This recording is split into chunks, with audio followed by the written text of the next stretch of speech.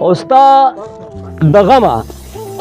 د غمه به یو ورځ زما دا زړه چوي صفدر صاحب ته ویم ستا د غمه به یو ورځ زما دا زړه چوي او ټک به وکړي داسې مه وایه چې نه چوي ستا د غمه به یو ورځ زما دا زړه چوي ټک به وکړي داسې مه وایه چې نه چوي او تا زما نه چېرته دا پوښتنه کړي چې د شونډو دا سرونه دې په څه چوي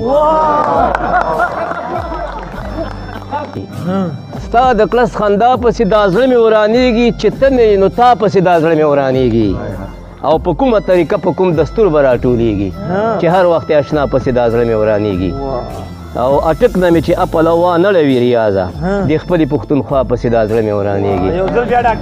اټک نه مې چې اپله وانړوي ریاضه او د خپلې پښتونخوا پسې دا زړه مې ورانېږي تویوي دا خلق د خلکو د څه دپاره دوی کوي دا مړي په دې خاورې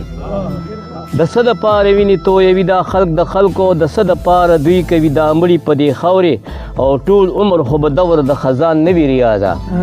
یو ورځ خو به سپرلی ګلونه سپړي په دې خاورې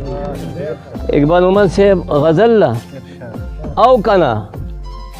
قربان د خاورو سلی وم او غلی وم او کنه قربان د خاورو سلی وم او غلی وم تا خو په خپل خیال کې وجلی وم او غلی وم او نوره خاموشي څنګه وي نور به سړی ګونګ څه وي نوره خاموشي څنګه وي نور به سړی ګونګ څه وي سیبه نو چې اور ته دې نیولی وم او غلی وم او څه خبر وم ځکه ني یو سوال خو به مې کړی و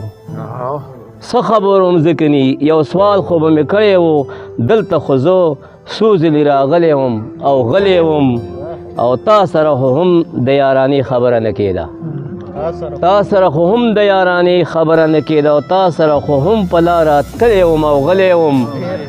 او دلته زما څوک چې فریاد مې ورته کړی و دلته زما څوک چې فریاد مې ورته کړی وی تاسو په دې ښار کې شوکېدلی وم او غلی وم او دوی سره اقباله د خبرو اجازه نه وه دوی سره پخوا کې غلی وم او غلی وم خپل غزل نه مخکې دوه شعر دي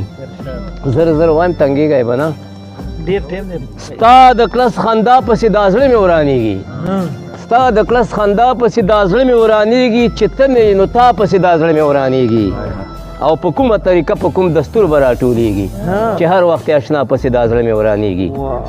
او اټک نه مې چې اپله وانړوي ریاضه د خپلې پښتونخوا پسې دا زړه مې ورانېږي اټک نه مې چې اپله وانړوي ریاضه او د خپلې پښتونخوا پسې دا زړه مې ورانېږي او ستا د غمه به یو ورځ زما دا زړه چوي صفدر صاحب ته ویم ستا د غمه به یو ورځ زما دا زړه چوي او ټک به وکړي داسې مه وایه چې نه چوي ستا د غمه به یو ورځ زما دا زړه چوي ټک به وکړي داسې مه وایه چې نه چوي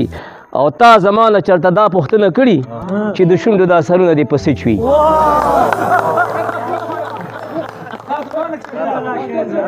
تا زما نه چېرته دا پوښتنه کړي چې د شونډو دا سرونه دې په څه چوي او ستا د ظلم د ستم په ګزارونو دیوالونه مې د زړه د دې کاله چوي ستا د ظلم د ستم په ګزارونو دیوالونه مې د زړه د دې کاله چوي او خدای دې نه کړي که دا یار رانه جدا شو ورپسې به مې دا زړه او ځیګر وچوي او دلته داسې خلک هم شته دي ریاضه دلته داسې خلک هم شته دي ریاضه چې دا زړونه یې زمونږ په کاته شوي سلامونه